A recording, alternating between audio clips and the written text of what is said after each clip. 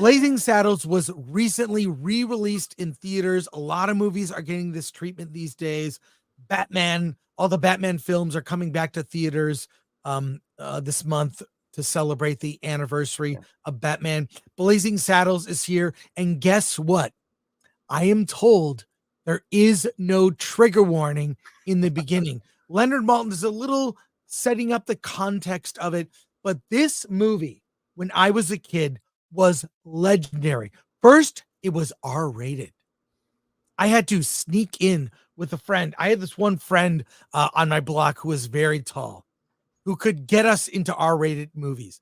We saw Animal House, we saw other R-rated films, and he got us in the theater to see Blazing Saddles. It was okay. I'm a little kid when this movie came out.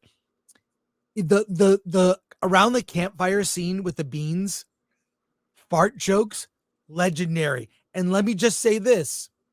Maybe people can respond to this. I am an older man now. You can tell by the hair and the beard. But let me just say, farts are still funny to me. I will still chuckle at a good fart joke.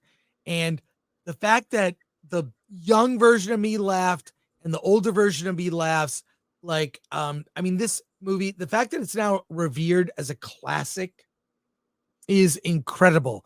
But you're missing the fact that it's a half a century old. Right. 50 years old. But I mean, and look, there's a lot of humor in here related to our black sheriff, right? But like, it still holds up. It still holds up, and I feel like we could do if Hollywood had balls, they'd make a modern Blazing Saddles that mocks everything, that taps into the zeitgeist, right? Alan, tell me about your experience with Blazing Saddles as a classic. Okay, so my experience with Blazing Saddles, I did not see it in theater. I saw it on television. Right. And if you're familiar with television back in the 70s and 80s, a lot of censorship in terms of keeping it family friendly. So there was a certain word that begins with the letter N that was always being blocked out. So half of this movie, there's no audio for it. You referenced the campfire scene. In the television version, the campfire scene is also, the audio is also dropped out of it. So throughout the entire scene, this is me watching the movie for the first 10 times. The entire scene is this. There's no sound. And so I have no idea what's going on. And it wasn't until I rented this movie on VHS that I realized what was going on. And it was a work of beauty. I will also say this. If you want a great behind the scenes about Blazing Saddles, watch the movie Remembering Gene Wilder. Because Gene Wilder played a big role in this. Part of it was because I believe they casted someone of high significance to play the role that Gene Wilder played, and he got kicked out. He was drunk, and so they replaced him at the last minute. And Gene just really talks about how much he loved this movie and how much this really solidified his already great relationship with Mel Brooks. Yeah, it's a classic. See it in a theater. Mm-hmm. I really love, there's a lot of if you look at YouTube, you can find a ton of videos of people from young kids who didn't see it in its first run reacting to Blazing Saddles like, I can't believe they even made a movie like this. Yes, when you don't care what people think, that's when great things can happen. Mel Brooks Mel Brooks cared about one thing, making you laugh. Mel Brooks is a legend. And from Young Frankenstein to Silent Movie to High Anxiety, God, I'd love to see that in a theater again. Like, all of these movies were events. When I was a kid, a new Mel Brooks movie is every couple years he'd make a film. Silent Movie, I loved Silent Movie. It made fun of Hollywood. It made fun of silent movies, lots of in-jokes. And he does, sometimes the humor is, bottom of the barrel, like fart jokes. I don't care. It's all things that will make everyone laugh. And to those who would criticize Blazing Saddles' inclusion of the N-word, this movie is like, it is making fun of racism. This movie makes fun of it. It mocks it.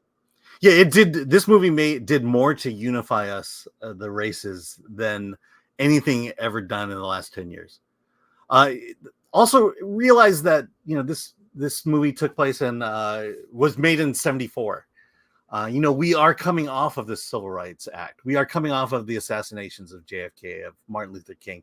The racial tensions were very high, and this movie basically put a pin in the tension and allowed us to laugh about it. And I say this because if there's ever a time you needed a trigger warning, was when the movie came out, not today. Because we are not experiencing the racial problems of the 70s today. Things are so much better. And if microaggressions is the worst thing you've ever experienced, and now you need a trigger warning for it, then there's something seriously wrong with you. Yeah. This is a classic that we must revisit. And it's more relevant now than even ever, because I feel we slid back. Mm-hmm. I feel like the 90s, not a perfect decade by any means, but we didn't really I don't think we really thought about racism.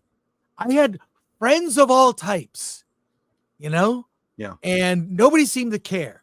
But we have, because of academia and current day, we are being fed and like we are being divided, and it's really disgusting to see in my lifetime.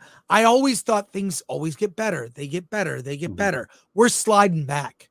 We need a comedy like Blazing Saddles, a new one that mocks what's happening now. That might be Am I Racist? Yeah, I was going to say that. I feel like double feature Blazing Saddles and Am I Racist?